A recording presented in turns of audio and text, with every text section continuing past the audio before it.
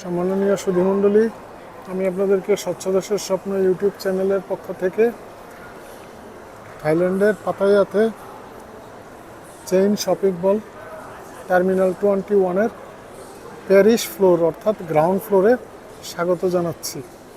এখানে দেখেন, এখানে একটা রেপ্লিকা আছে আইফেল টাওয়ারের, সেটা আপনারা গোড়া থেকে একটু দেখানোর চেষ্টা করি, তারপরে মার্কেটের বাকি অংশটা আংশিকভাবে দেখাবো। এই যে দেখেন, এটাই হলো আইফেল টাওয়ারের আদলের বানানো। এখন আপনাদেরকে মার্কেটের বাকি অংশটা কিছু কিছু দেখাচ্ছি। এই যে এখানে একটা খাওয়ার একটা দোকান, মানুষ বসে খাওয়া দাওয়া করছে এখানে,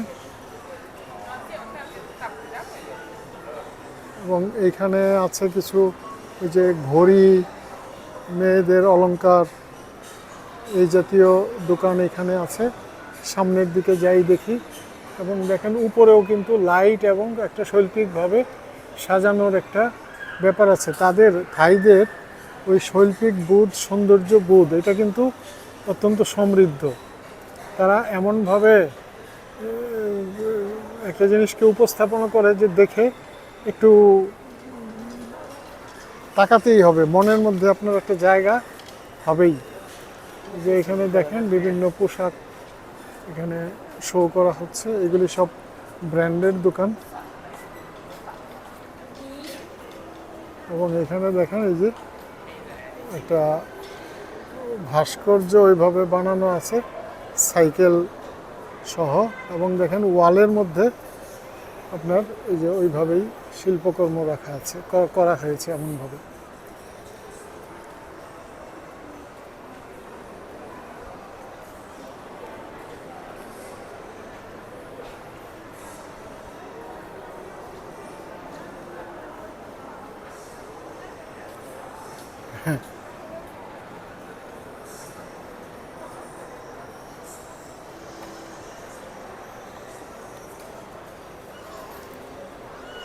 এখানে সব কাপড়ের দোকান, এবং এগুলি ব্র্যান্ডের দোকান।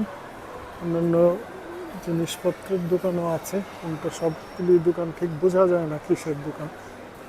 এটা একটা ঘড়ির দোকান, প্রচুর মানুষ, সরানো ছিটানো তো বোঝা যায় না। এটা অলংকারের দোকান মেয়েদের, এগুলি দামি। এটা জুতার দোকান,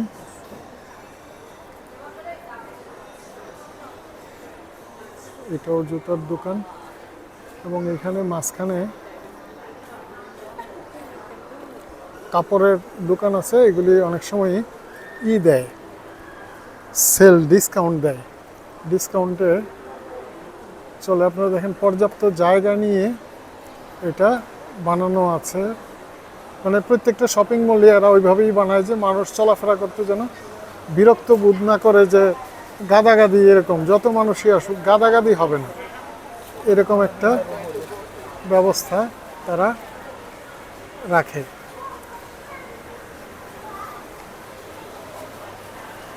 যে এখানেও একটা শিল্পকর্ম আছে, এখানে চারদিকে মানুষ বসে থাকে, ফোয়ারা আছে, সুন্দর করে রাখা আছে, যে মানুষ এখানে বসলেও তার মধ্যে একটা ভালো লাগা কাজ করবে। এটাও একটা ব্র্যান্ডের দোকান, কয়েকটা গেট আছে ঢোকার। আমি এখন আস্তে আস্তে 1 নম্বর গেটে চলে আসছি ঢোকার। আরে বাবা, একজন তো খালি গায়ে চলে আসছে একদম। এখানে এই যে হাউজিং এরিয়াগুলি আছে, তাদের মানে রেপ্লিকা দেওয়া আছে এখানে। আমি আপনাদেরকে এখন ওই লাস্টে গিয়ে, যে দেখেন এখানে একটা শুধু বাক্সকে এমনভাবে রেখে এমন একটা শিল্পকর্ম করেছে, যে এটা এমনভাবে রেখেছে মনে হয় যে পড়ে যাবে, কিন্তু আসলে পড়ে না।